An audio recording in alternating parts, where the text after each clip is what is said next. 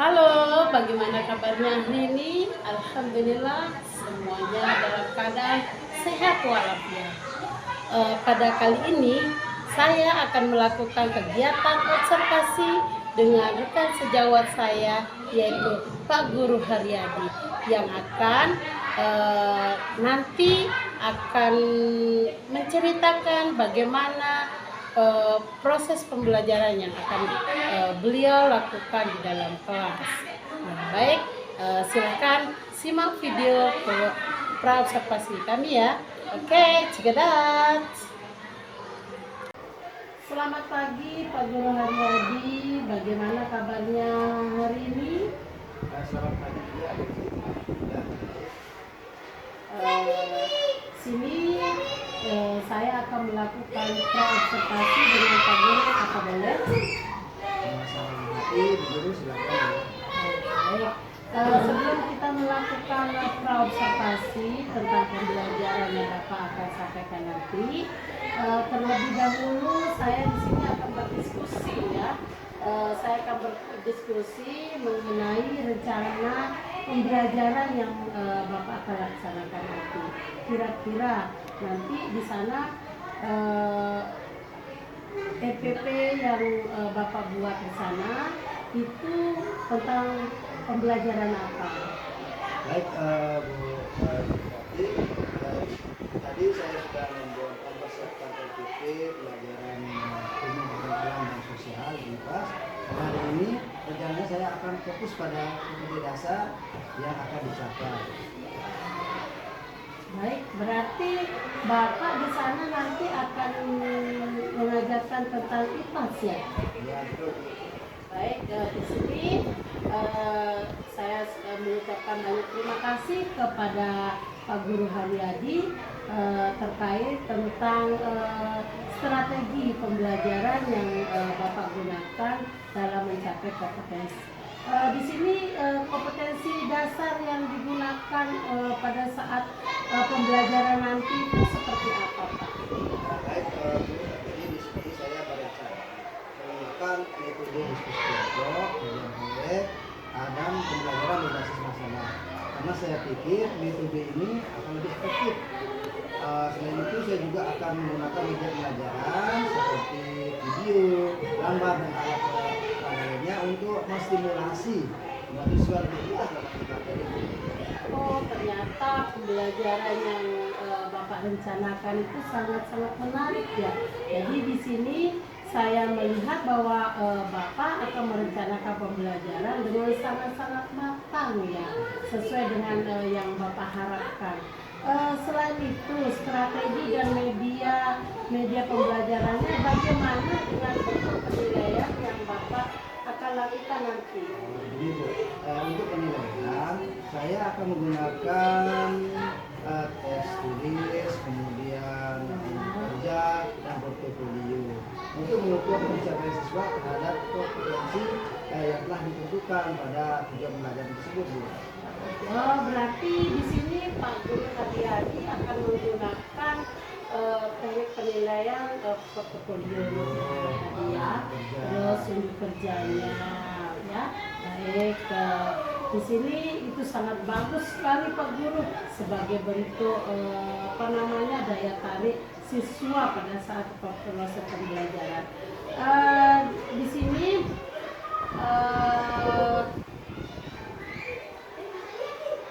semua yang Bapak rencanakan itu sudah sangat baik. Sekarang kita akan bahas sedikit mengenai hal-hal yang mungkin terjadi, tantangan pelaksanaan pembelajaran itu kira-kira bentuknya seperti apa? Tantangan yang Bapak hadapi nanti. Pada tantangan yang saya hadapi itu pengelompokan siswa, karena kan siswa kita terdiri dari siswa gemuk, jadi saya kesulitan untuk mengatur kelompok-kelompok dalam bagian kelompok di kelas. Yang kedua, fasilitas juga berupa media, itu yang menjadi tantangan kita untuk kita, Bu.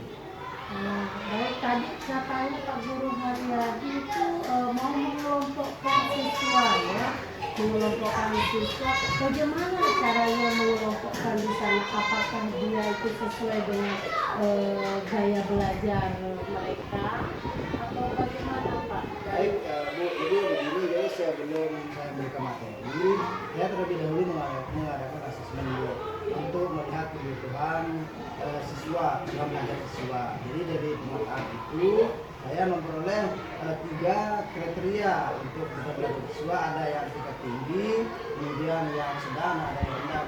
Kemudian setelah itu saya melakukan juga asesmen berupa kayak belajar, ada yang audio, ada yang visual, dan ada yang kinestetik. Jadi atas itulah saya buat kemudian belajar yang disesuaikan dengan tingkat kebutuhan siswa, ini begitu. Oh begitu. Jadi nanti Bapak akan mengelompokkan sesuai dengan gaya belajar mereka. Tapi di sana Bapak itu akan memberikan apa namanya itu LKPD-nya itu berbentuk apa? Apakah dia sama bentuk LKPD-nya atau berbeda cara memberikan tugas kepada siswa-siswa yang Bapak sudah kelompokkan tadi? Baik, Bu, jadi dalam memberikan LKPD, karena kan siswa pelajar itu berbeda. Ada yang tidak tinggi, sedang, rendah, tentu LKPD-nya juga berbeda, Bu. Oh begitu. Jadi siswa yang kemampuannya tinggi, saya akan berikan dia lebih LKPD yang lebih menantang. Kemudian siswa yang kemampuan sedang, saya berikan juga LKPD, kemudian saya arahkan sampai dia mengerti, baru saya tinggalkan. Kemudian bagi yang kurang, itu saya bimbing sampai dia benar-benar mengerti, sampai dia selesai mengerjakan. Jadi LKPD 1 berupa pemberian materi yang yang tinggi, kemudian yang kedua yang sedang, dan yang ketiga ini yang saya berikan berupa mewarnai daripada organ gerak itu, jadi dia lebih simpel. Ternyata sangat bagus sekali ya bentuk solusi yang sudah Bapak rencanakan ya. Baik, di sini ide-idenya juga sangat bagus. Kita juga nanti akan mencoba solusi yang Bapak terapkan itu nanti ya. Di sini baik, saya ucapkan banyak terima kasih kepada Pak Guru Haryadi sudah melakukan diskusi ya, diskusi kecil-kecilan sebagai bentuk yang bermanfaat untuk kita semua nantinya. Saya sangat menanti untuk pembelajaran Anda nanti pada hari apa Bapak dapat?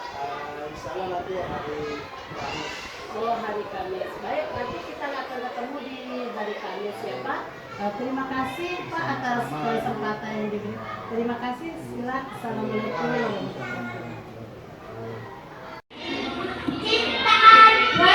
Assalamualaikum warahmatullahi wabarakatuh.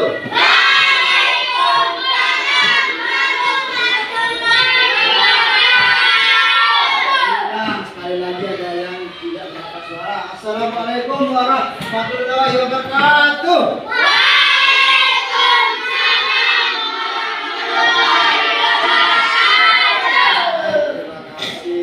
Bagaimana kabarnya hari ini?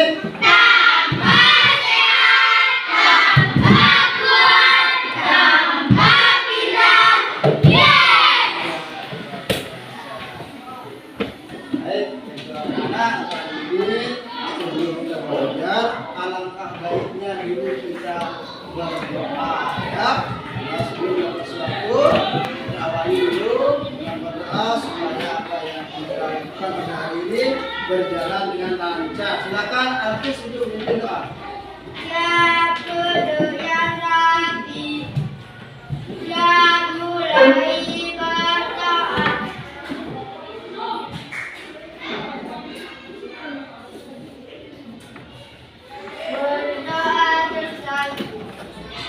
Terima kasih artis. Tepuk 1, tepuk 2, tepuk fokus. Melihat, mendengar, menyimak, fokus. Baik, siap untuk kita belajar hari ini? Siap. Baik, terima kasih. Baik, untuk materi hari ini anak-anak, kita akan mempelajari tentang organ gerak Pada manusia. manusia. Nah, sebelum kita ke materi untuk menambah ya rasa nasionalisme kita, rasa cinta kita terhadap air, lebih dahulu kita nyanyikan lagu Indonesia Rasa Indonesia bersama-sama. Ya, dimohon kalian untuk berdiri. Baik, silakan diikuti lagu yang sudah ada di tempat. 1, 2, 3.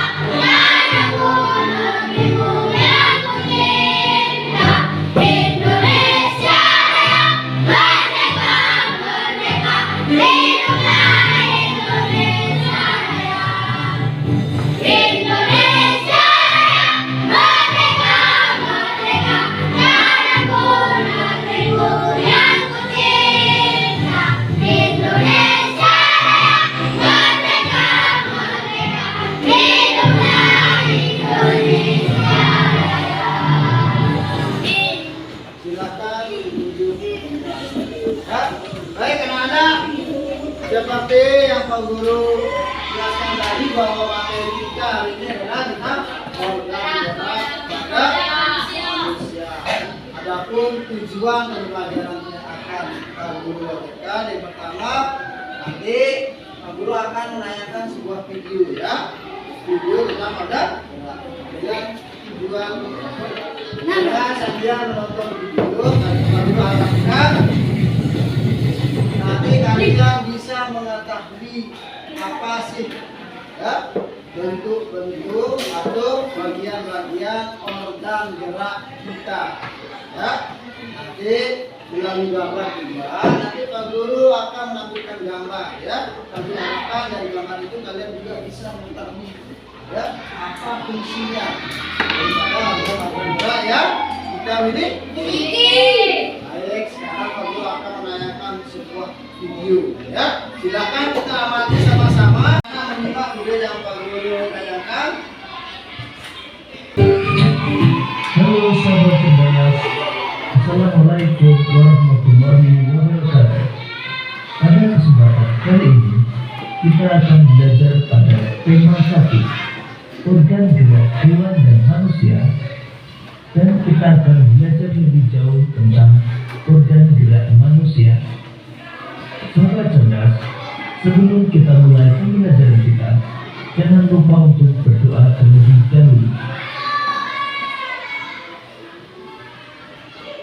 Organ gerak manusia terdiri dari tulang sebagai alat gerak pasif dan otot sebagai alat gerak aktif.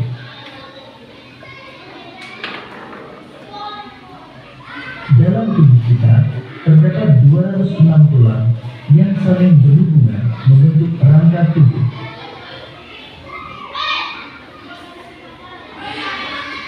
Fungsi rangka tubuh manusia antara lain membentuk dan menegakkan tubuh, tempat melekatnya otot sebagai alat gerak pasif, melindungi organ-organ penting tubuh seperti jantung, paru-paru, otak, dan lain sebagainya.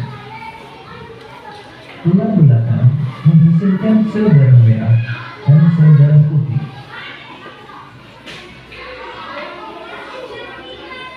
Rangka tubuh menopang tubuh sehingga kita dapat berdiri. Rangka tubuh juga merupakan alat gerak tubuh. Tulang-tulang penyusun rangka dikelompokkan menjadi rangka kepala atau tengkorak, rangka badan, dan rangka anggota gerak yang terdiri dari anggota gerak atas dan anggota gerak bawah. Selanjutnya, kita akan mengenal tulang penyusun rangka kepala.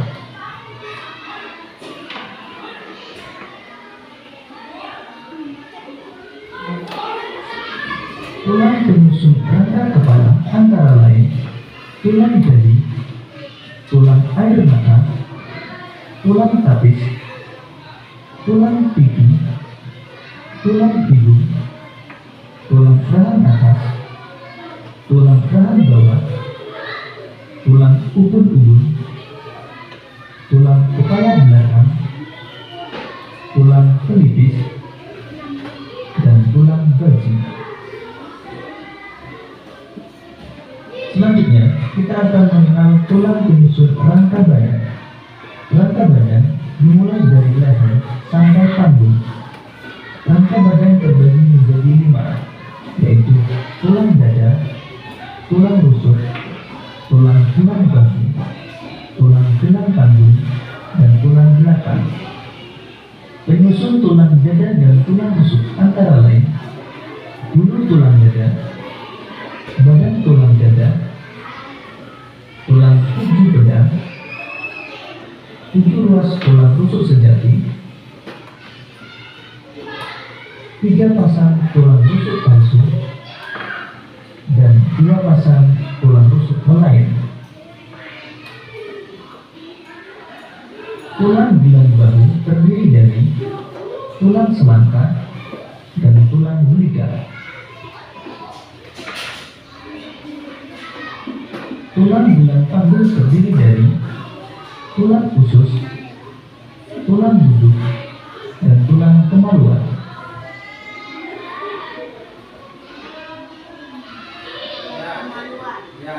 Tulang belakang terdiri dari 7 ruas tulang leher, 12 ruas tulang punggung, 5 ruas tulang pinggang, 5 ruas tulang belakang bersatu, dan 4 ruas tulang ekor.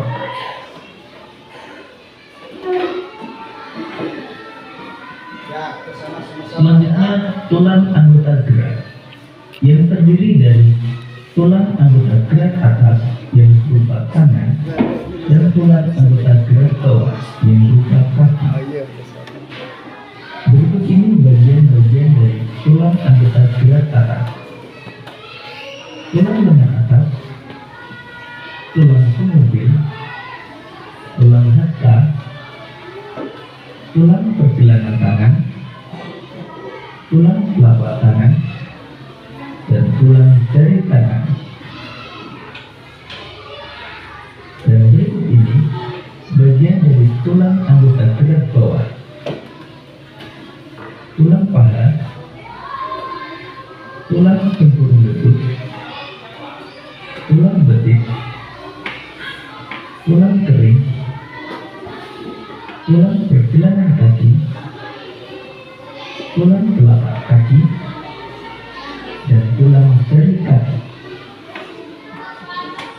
Berdasarkan bentuknya, tulang dikelompokkan menjadi 4 macam, yaitu tulang pipa, tulang pipih, tulang pendek, dan tulang tidak beraturan.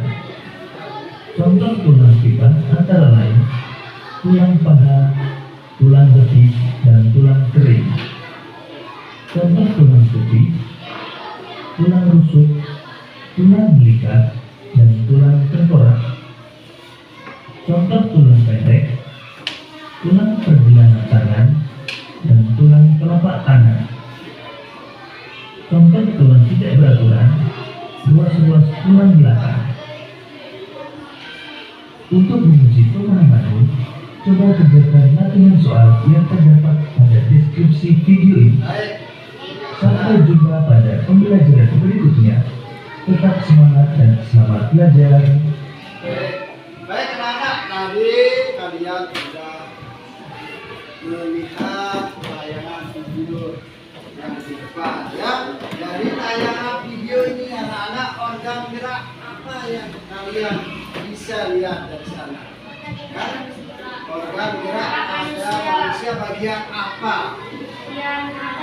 Ya, bagian atas ya. Apa saja organ gerak bagian atas? Bagian atas ya, organ gerak bagian atas. Misalnya terdapat beberapa tulang ya. Misalnya kalian lihat tadi, yang pertama tulang apa? Tulang apa? Iya, tadi ada tulang hasta. Iya, ada tulang jari. Apa lagi? Iya, tulang jari. Tiga tulang. Iya, tulang pergelangan tangan. Ya, pergelangan tangan. Kemudian apa lagi? Tulang telapak tangan, betul ya. Tulang telapak tangan. Kemudian apa lagi? Tulang hasta, tulang jari, tulang pergelangan, tulang telapak tangan, apa lagi? Ya, udah tulang jari udah. Kemudian yang kedua, organ gerak apa yang kalian bisa lihat pada gambar apa? Iya, betul. Organ gerak bagian bawah. Apa saja yang kalian bisa lihat tadi? Tulang betis, ya. Apa lagi? Tulang kering, ya. Tulang kering. Tulang telapak kaki, betul. Ya. Tulang telapak kaki. Apa lagi?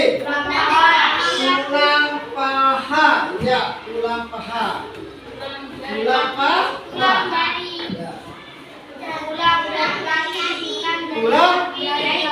Tulang jari-jari kaki. Ya.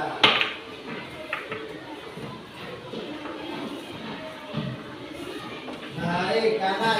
Jadi seperti yang kalian tonton tadi, terdapat 302 jenis tulang dalam tubuh kita, ya. Tetapi ada beberapa tulang yang terdapat pada organ gerak kita, ya. Terutama organ gerak bagian atas dan organ gerak bawah. Seperti yang kalian lihat di sana, ada tulang hasta, tulang jari, tulang pergelangan, tulang telapak tangan dan sebagainya. Ya, jadi sekarang Pak Guru akan memberikan gambar kerja kepada kalian. Nanti kelompok 1 nanti akan menyebutkan nama jenis-jenis tulang yang ada pada organ gerak atas dan organ gerak bawah, serta apa sih fungsinya tulang-tulang yang ada pada organ gerak kita. Ya. Kemudian kelompok 2 nanti Pak Guru akan menugaskan untuk menempel nama-nama tulang organ gerak kita, ya, sesuai dengan gambar yang Pak Guru bagikan. Kemudian kelompok 3 nanti akan merangkai menjadi tengkorak yang utuh, ya, menjadi organ gerak yang utuh. Ya, nanti Pak Guru akan memberikan gambar bagian-bagian tulang organ gerak atas dan organ gerak bawah. Nanti kalian untuk menyusunnya menjadi kerangka yang utuh. Ya, baik, Pak Guru akan membagikan gambar kerjanya.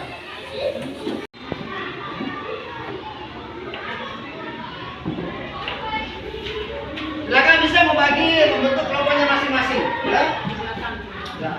Silakan yang ke depan bisa di belakang untuk kelompoknya. Ya.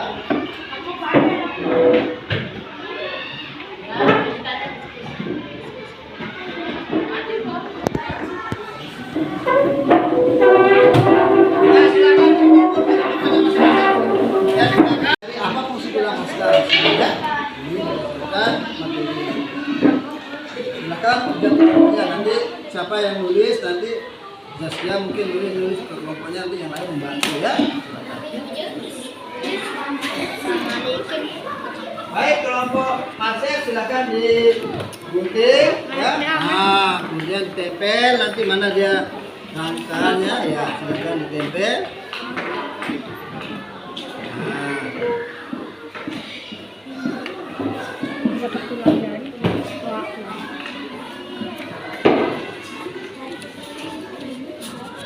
Nah, sedikit saja limnya. Nah, iya.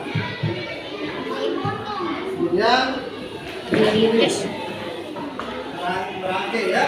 Jadi kalau berangkai nanti begitu ya.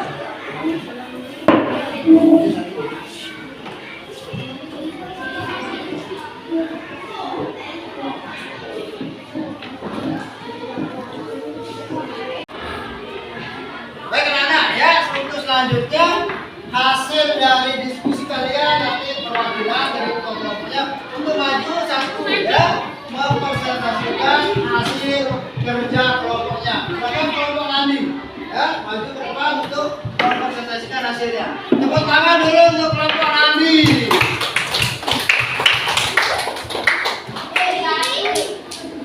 Sendiri saja Nandi.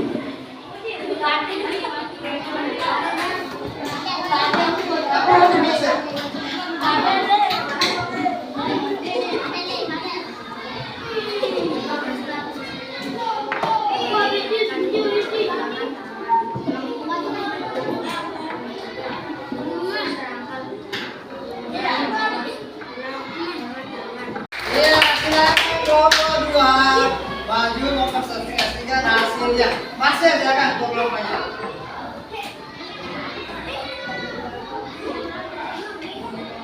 Ya,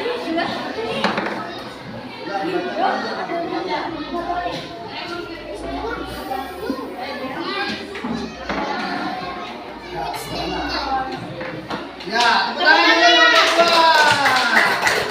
Ya, kelompok 3, Pak Ade, silakan untuk mempresentasikan hasil kerja kelompoknya.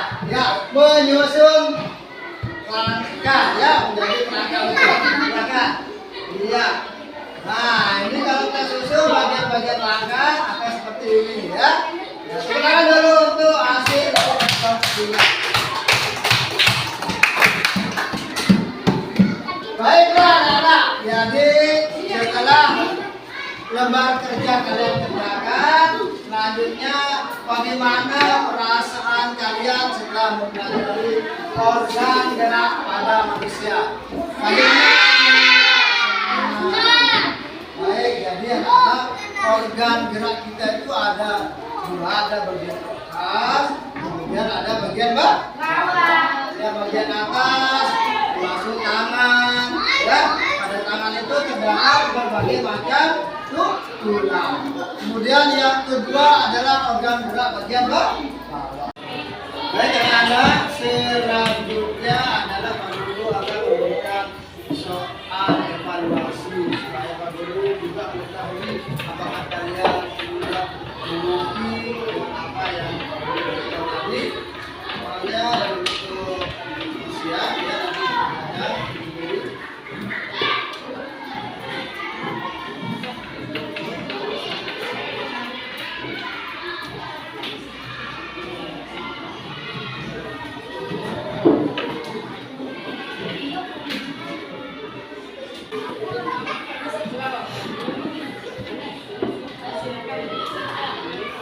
Baik, kalau sudah selesai silakan dikumpulkan. Ya, kumpulkan dulu di sini. Ya.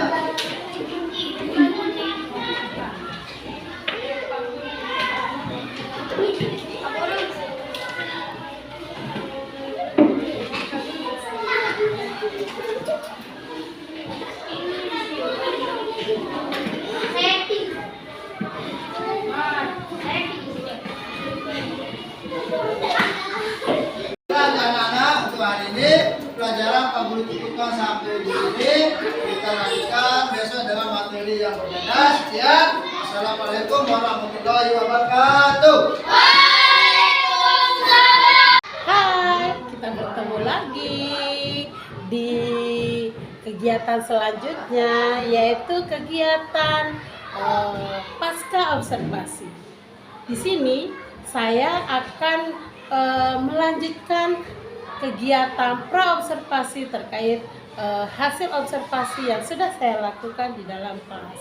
Jadi di sini saya akan melakukan pasca observasi dengan rekan sejawat saya, Pak Guru Haryadi, dan nanti saya akan didampingi oleh pengajar praktek saya yaitu Ibu Suhartini Iklim. Untuk itu silakan simak videonya. Baik, assalamualaikum warahmatullahi wabarakatuh. Kali ini kita akan bertemu kembali di percakapan pada saat kegiatan pasca observasi bersama rekan saya yaitu Pak Guru Haryadi dan Ibu PP saya Ibu Suhartini Iklimah. Di sini saya akan menanyakan tentang bagaimana proses pembelajaran yang sudah dilakukan oleh rekan sejawat saya. Baik, bagaimana kabarnya Pak Guru Haryadi? Alhamdulillah sehat, tambah sehat, tambah kuat, dan tambah bahagia. Mantap ya. Baik Pak Adi, kali ini kita akan melaksanakan percakapan praobservasi ya, terkait di mana kita itu kemarin tadi kita sudah melakukan kegiatan observasi, dan sekarang ini proses observasinya di kelas berapa kemarin Pak? Di kelas 5A ya. Jadi selama proses pembelajaran, bagaimana perasaan Bapak pada saat Bapak melaksanakan kegiatan pembelajaran di kelas Bapak? Baik, terima kasih.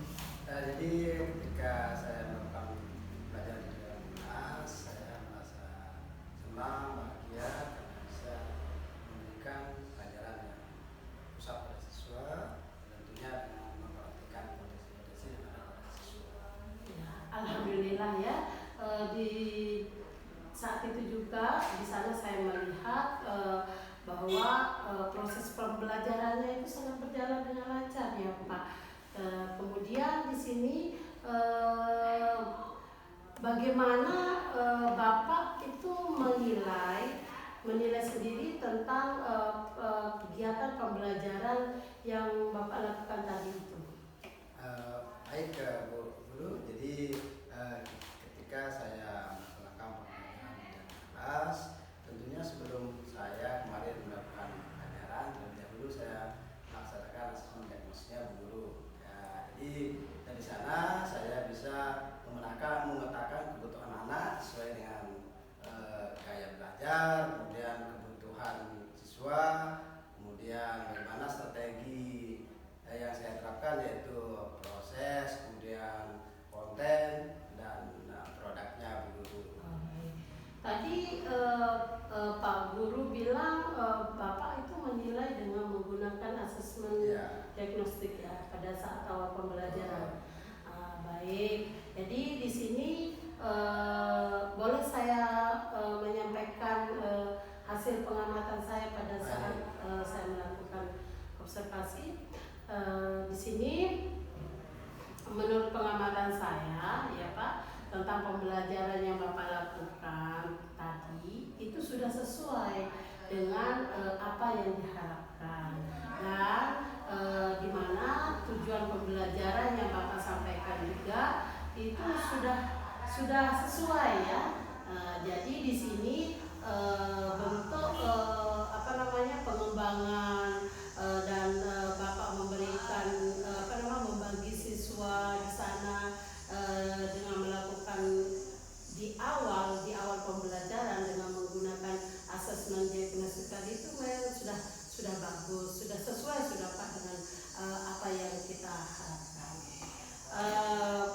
Baik, di sini Pak, yang selanjutnya itu kira-kira di sini rencana yang Bapak lakukan itu sudah bagus nggak menurut Bapak, sesuai dengan apa yang saya sudah amati pembelajarannya Bapak tadi?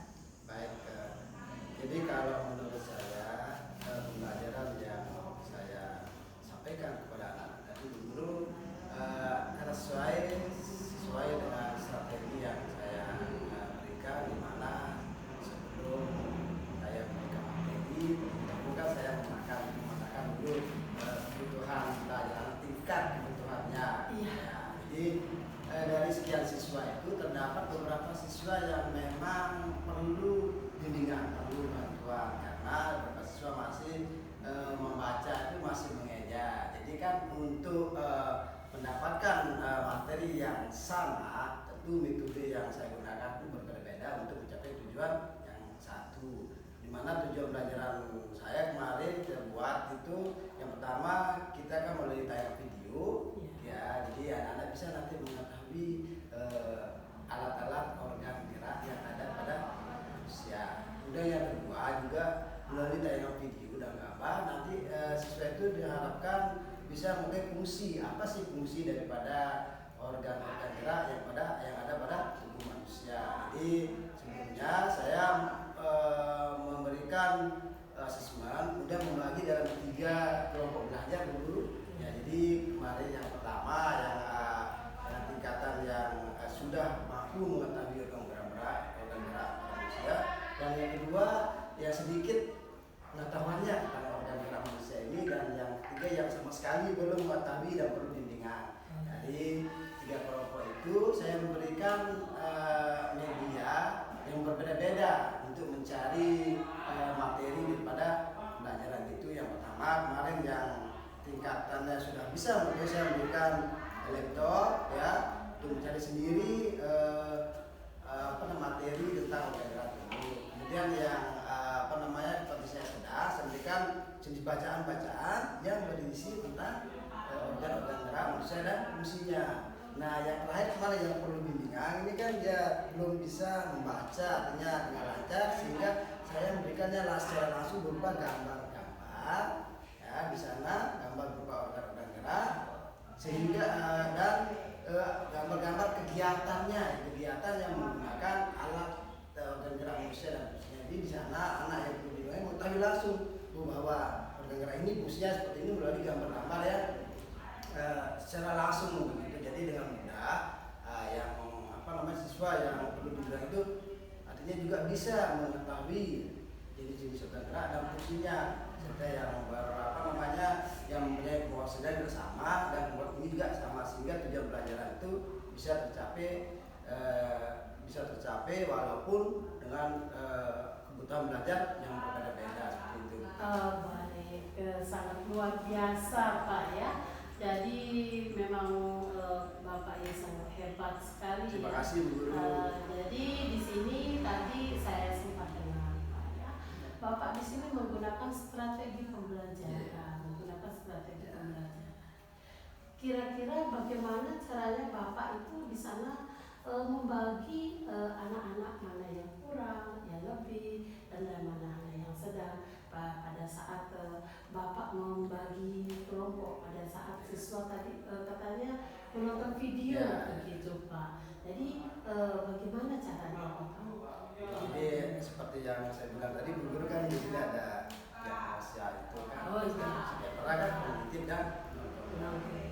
Nah, dari kognitif inilah kita berikan materi-materi sebelum pelajaran pada organ gerak manusia dan hewan. Kita berikan sejenis tes kemampuan lah begitu, untuk mengetahui apakah sejauh mana anak-anak mengerti tentang organ gerak pada manusia. Dari hasil analisis itulah kita bisa mengetahui bahwa ternyata yang anak yang A ini belum mampu memasuki jenis-jenis organ yang ada pada manusia. Kemudian si B sedikit mampu dari jawaban-jawaban yang mereka berikan pada tes yang awal saya berikan, gitu. Jadi tadi Bapak sudah memaparkan ya tentang bagaimana keadaan siswa, bagaimana strategi Bapak. Di sana kira-kira Bapak punya kendala nggak dalam menghadapi siswa pada saat proses pembelajaran? Jadi yang menjadi kendala memang dalam proses pembelajaran, karena kita kan mempunyai beberapa anak yang dengan kemampuan yang berbeda.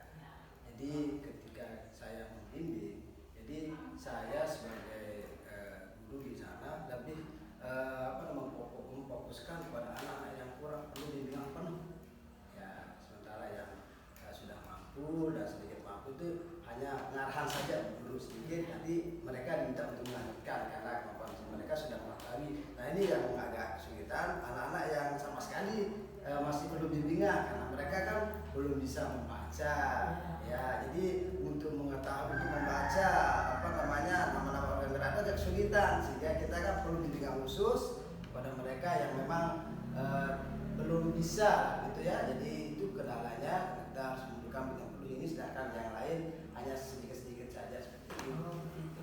Jadi di sini kendala yang Pak Guru Haryadi dapat itu siswa yang belum bisa membaca ya. Di sana Ibu Bapak memberikan bimbingan khusus ya. Jadi di sini tindakan Bapak selanjutnya nanti terkait siswa yang baru bimbingan itu bagaimana? Rencana saya sih nanti akan saya buatkan jenis media yang lebih sering, tentunya dengan tujuan supaya anak yang kriteria yang belum bisa memahami dan membaca ini supaya dia lebih antusias, lebih senang dengan media pelajaran yang tentunya media ini nanti dengan cepat anak-anak bisa mengetahui tujuan dari pelajaran yang kita inginkan. Iya, baik sekali. Bervariasi nanti. Baik sekali bentuk rencana, rencana yang Bapak sudah buat, yaitu di sini kemudian lalu siapa kira-kira yang Bapak bisa minta bantuan untuk menghadapi siswa tersebut dalam melaksanakan rencana yang Bapak sudah buat.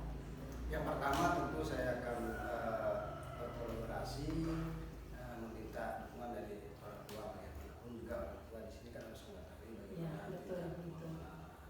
Kemudian yang kedua itu saya harus berkonsultasi kepada kepala sekolah kita ya, untuk menentukan bagaimana baiknya untuk siswa yang ini. Kemudian yang ketiga berkolaborasi juga dengan teman-teman sejawat, mungkin yang di sekolah ini kan ada guru penggerak yang lain yang lebih bisa memahami atau pengetahuannya lebih, sehingga nanti masukan dari teman-teman lain juga bisa kita jadikan sebagai bahan untuk mengadakan perbaikan berupa media apa yang tepat untuk kita berikan kepada anak-anak yang memang kurang dalam melakukan pelajaran dan jadi di sini ada kerjasama untuk teman-teman. Baik, jadi nanti Pak Guru Haryadi akan melakukan kerjasama dengan orang tua, kepala sejawat, kepala sekolah ya. Ini sangat-sangat luar biasa bentuk rencananya Pak Guru Haryadi ya. Semoga nanti bisa terlaksana Pak ya, dengan baik dan berjalan dengan baik. Saya menunggu kabar selanjutnya Pak ya, terkait dari hasil observasi yang sudah Bapak laksanakan tadi ya. Terima kasih Pak. Sebagai penutupnya, kira-kira Bapak dapat kira-kira di sini nanti Bapak akan rencana tindak lanjutnya itu bisa tercover dengan baik, gitu ya. Semoga Bapak bisa melaksanakan dengan baik sesuai dengan apa yang Bapak rencanakan. Terima kasih Pak Guru.